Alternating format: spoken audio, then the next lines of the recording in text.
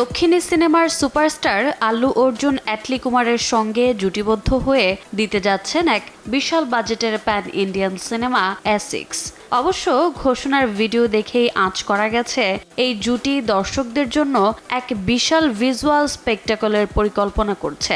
এবার জানা গেল সিনেমার জন্য কোন নায়িকাকে বেছে নিয়েছেন নির্মাতারা।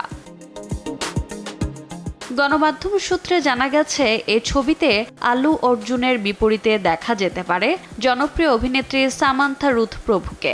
যদিও সর্বশেষ খবরে জানা গেছে সামান্থা থাকছেন না প্রধান নায়িকার চরিত্রে, তাকে দেখা যাবে একটি শক্তিশালী এবং গুরুত্বপূর্ণ চরিত্রে।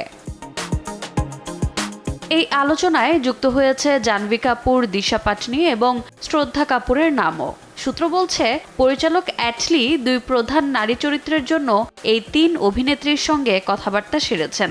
জাহ্নবী কাপুর এগিয়ে আছেন ১ নম্বর পছন্দ হিসেবে, আর বাকি একটি চরিত্রের জন্য দিশা বা শ্রদ্ধার মধ্যে একজনকে চূড়ান্ত করবেন পরিচালক। রোজা চৌধুরী, সময় সংবাদ।